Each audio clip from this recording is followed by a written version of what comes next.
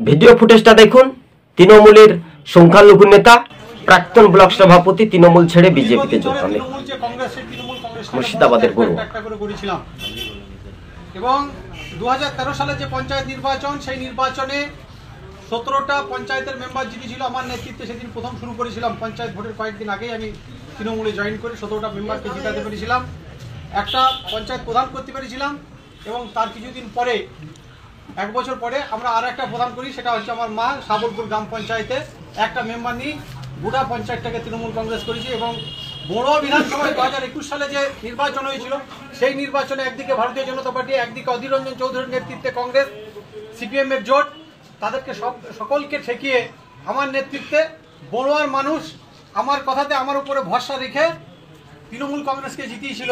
আজকে আমরা শপথ নিলাম যে আগামী 2026 সাল, সেই 26 সালে শুধু নির্বাচন গণনার অপেক্ষায়, ভোটের যে ভোট হয়ে যাওয়ার পরে যে ক্ষমতা নাই, বড়ুয়া জয়, আমরা জয়যুক্ত হবই। কোথাও ভারতবর্ষে কি হচ্ছে আমরা জানি না, বাংলায় কি হবে জানি না, মুর্শিদাবাদ জেলায় কি হবে জানি না।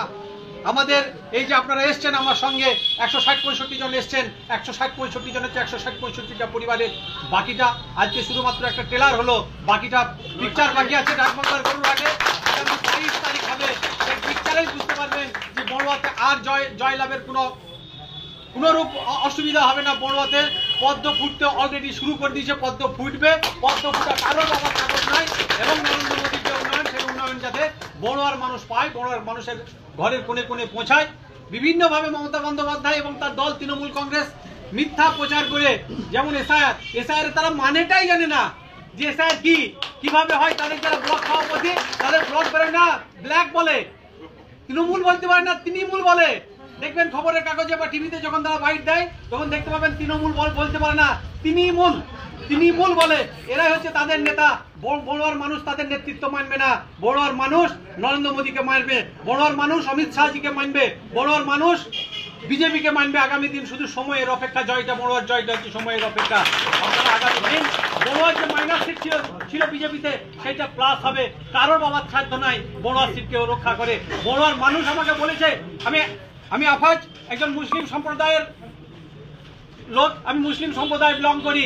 যারা ওই মুসলিম বলছে, তারা মুসলিম নয়, তারা মুসলিম। দর্শক বন্ধুগণ, আজকে ছিল আমাদের এই পর্যন্ত প্রতিবেদন। টিভি সকাল ইউটিউব চ্যানেলটি যদি ভালো লেগে থাকে, প্রথম থেকে শেষ পর্যন্ত দেখবেন।